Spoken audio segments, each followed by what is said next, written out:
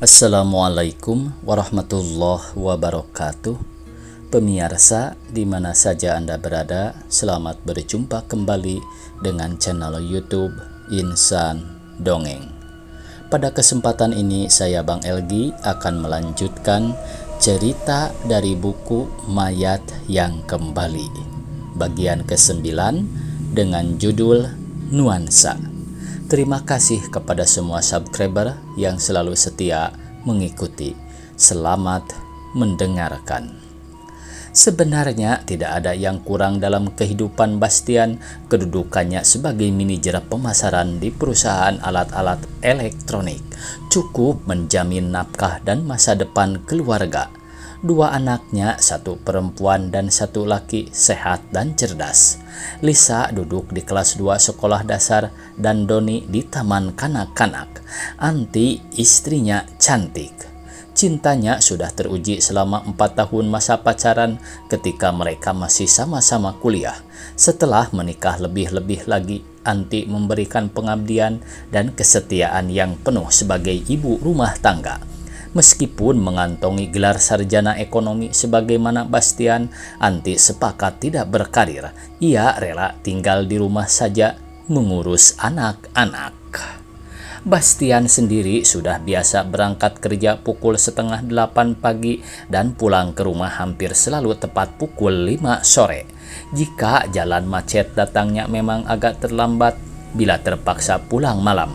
Tentu karena ada rapat di kantor dan Anti pasti diberitahu melalui telepon. Entah mengapa Bastian mendadak merasa jenuh dengan rutinitas itu. Ia ingin merasakan suasana yang lain. Ia berangan-angan mempunyai teman wanita khusus, sebagaimana yang banyak dilakukan oleh rekan sekantornya. Ketika iseng-iseng Bastian mengunjungi pameran lukisan di galeri gedung perkantoran tempatnya bekerja, ia bertemu dengan seorang wanita, Pea namanya. Wajahnya cukup manis, penampilannya trendy, yang lebih menonjol lagi, potongan tubuhnya menggiurkan, menunjukkan bahwa pemiliknya rajin merawat dengan senam. Awalnya sebuah lukisan berjudul Nuansa Pelangi sama-sama menarik perhatian Bastian dan Pea. Mereka berdiri demikian dekat di depan lukisan warna-warni itu, bahkan nyaris bersentuhan. Ketika sadar keduanya saling menoleh, sama-sama tersenyum. Bastian yang semula tidak pernah bertualang dengan wanita, agak kikuk berkenalan dengan Pea. Ia benar-benar canggung, keringat di lehernya bercucuran. Akan tetapi Bastian teringat angan-angannya belakangan ini. Ia memberanikan diri mengajak Pea makan siang. Tawarannya mendapat sambutan positif dan berlanjut dengan keakraban. Sejak itu Bastian sudah mulai belajar membohongi Anti. Jika ada janji dengan Pea sesudah jam kerja, ia bilang pada Anti sedang ada briefing dari atasan. Mula-mula keterlambatannya pulang ke rumah cuma 1-2 jam, lama-lama ia sampai bermalam. Alasan ada seminar atau penataran manajemen di luar kota mulai digunakan. Resep yang klise ini ternyata cukup ampuh, maklum di mana-mana sering diberitakan adanya seminar atau penataran ini itu untuk menambah pengalaman dan ilmu pengetahuan. Tidak lama kok, Anti, hanya 3 hari. Demikian Bastian mohon permisi dari sang istri. Gak apa-apalah demi karir, jawab Anti lugu. Kau mau pesan apa? Ingin oleh-oleh apa? Tanya Bastian mesra, padahal hatinya deg-degan. Ah, tak usah repot-repot. Yang penting kau sehat dan selamat di perjalanan. Anti malah menghadiahi suaminya kecupan. Bersama Pea, Bastian menjadi bergairah. Hidupnya tidak lagi monoton. Berjalan di sisi Pea membuat Bastian merasa muda kembali. Dadanya lebih tegap dan sikapnya lebih jantan. Terasa sekali bagaimana selama ini dia kurang memperhatikan penampilan dan mengabaikan kegagahan dirinya. Pea masih gadis meskipun usianya hampir berkepala 3. Menurut Pea, ia sengaja menunda perkawinan sampai menemukan pria yang betul-betul sesuai. Ia tidak mau main tabrak lelaki saja hanya gara-gara tidak mau dicap perawan tua. Ia toh mampu mencari uang sendiri dengan bekerja sebagai pramu wisata di sebuah biro perjalanan. Pekerjaan itu cocok dengan gerak-geriknya yang gesit dan energik. Terhadap Pea, Bastian mengaku bujangan cukup mudah baginya untuk berkilah. Sekretaris di kantor dapat didikte untuk mengatakan apa saja. Rekan-rekan sejawat pun penuh toleransi tentang tempat tinggal. Bastian masih mengaku tinggal dengan orang tua. Ketika ditanyakan nomor telepon, Bastian bilang tidak punya. Bila ingin bertemu, Bastian dan Fea saling berjanji lebih dahulu. Sesekali Bastian menjemput Fea di tempat kosnya. Sewaktu berada di tempat-tempat hiburan, api romantisme yang mulai padam di dada Bastian perlahan-lahan kembali menyala. Fea tidak pernah menolak dibawa pelesir ke mana saja jika sedang tidak bertugas.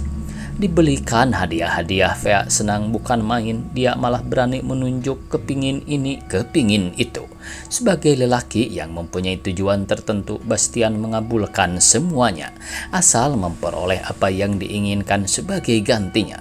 Ketika pergi keluar kota, Fea tidak menolak tidur sekamar, akan tetapi jangan dikira Bastian dapat menyentuhnya.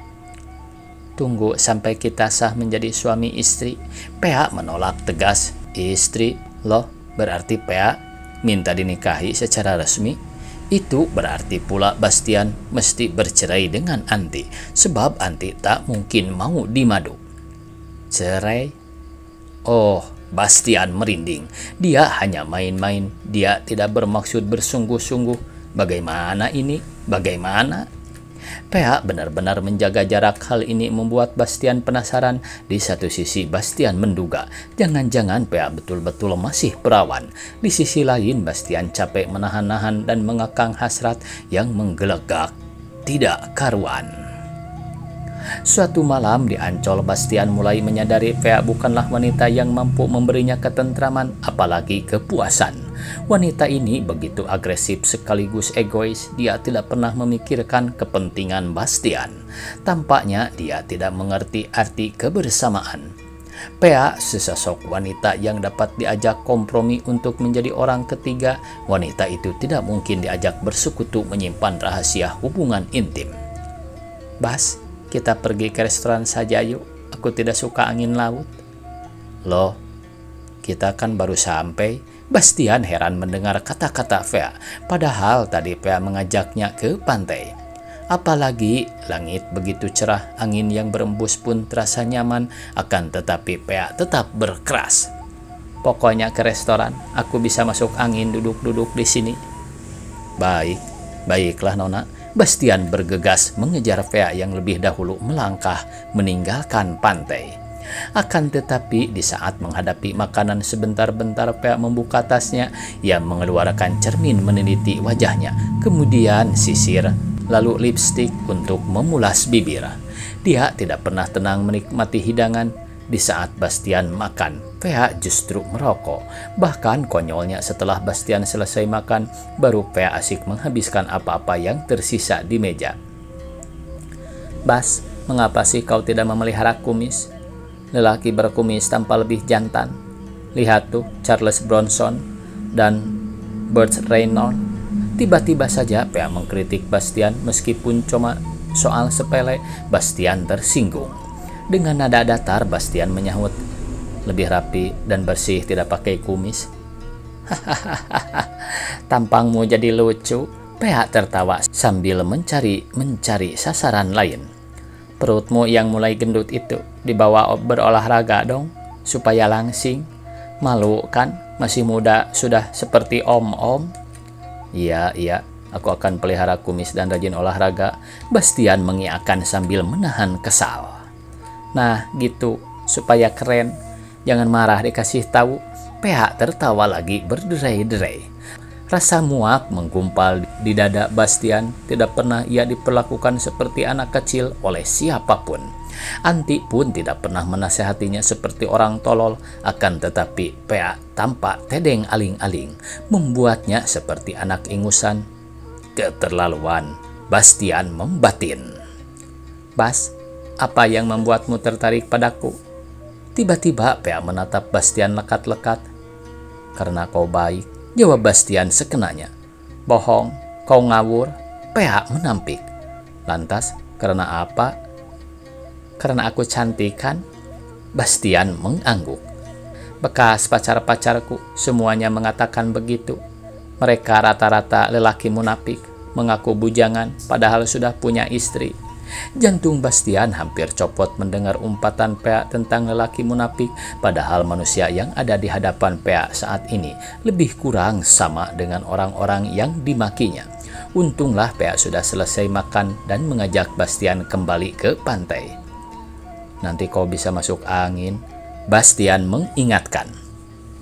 Ah, itu kan tadi sebelum makan, seenaknya saja, Pea menyahut. Mereka berjalan-jalan di sepanjang pantai. Pea menggandeng lengan Bastian di tempat yang gelap dan cukup sunyi. Bastian meraih wajah Pea. Sekali ini Pea menurut Bastian siap hendak melumat bibir Pea, tetapi ia mencium bau rokok yang kental dari hidung dan mulut Pea. Bastian tidak merokok. Dia tidak suka bau rokok. Dengan sendirinya niat mencium pun batal, akan tetapi Pea cepat membaca gelagat. Ia lebih dahulu menarik wajahnya. Dengan cekatan ia berucap, kalau kau sudah memelihara kumis, baru aku mau dicium.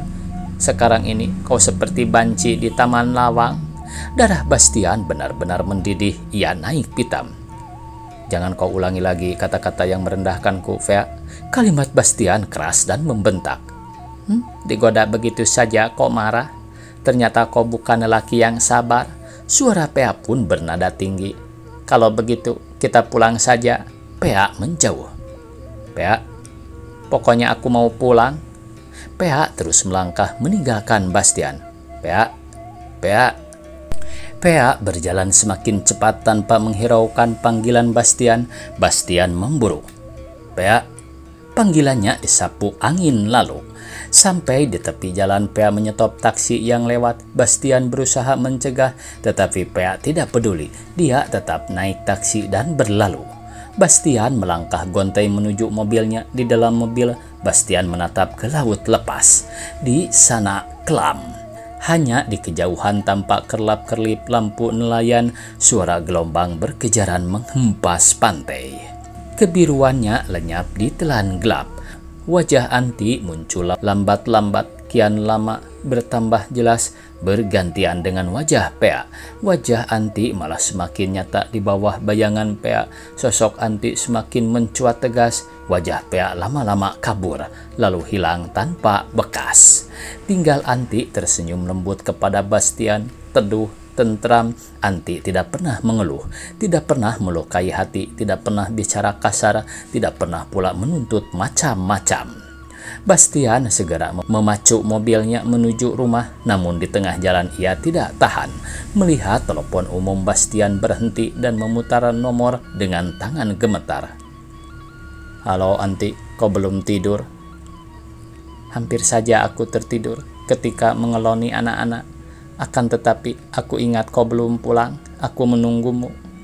Terima kasih sayang, aku segera pulang. Kau tentu capek sehabis rapat. Hati-hati menyetir mobil. Oh ya, tentu. Tapi aku rasanya ingin ngebut supaya cepat sampai di rumah. Jangan ngebut. Pelan-pelan saja. Aku tidak akan lari kemana-mana. Aku ada di sini menunggumu. Ya, tunggu. Anti, aku pasti pulang. Klik, telepon ditutup. Bastian menahan napas, dadanya berdebar tidak menentu. Pernah dirasakannya sensasi serupa ini dulu sekali ketika ia pertama kali jatuh cinta kepada Anti.